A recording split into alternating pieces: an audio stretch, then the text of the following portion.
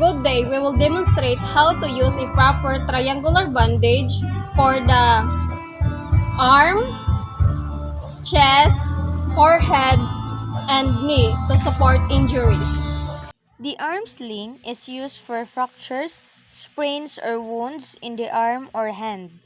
It helps support the injured limb, reduces pain, and prevents further movement that may worsen the injury.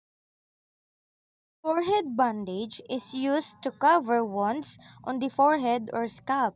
It keeps the dressing in place, controls bleeding, and prevents dirt or infection from entering the wound.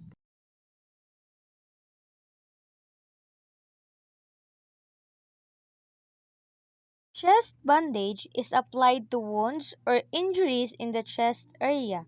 It provides support, holds dressing firmly, and helps limit painful movement when the patient breathes.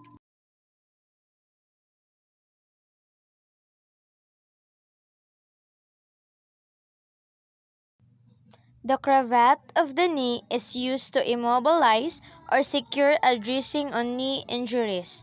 It gives support, helps control bleeding, and prevents the joint from unnecessary movement.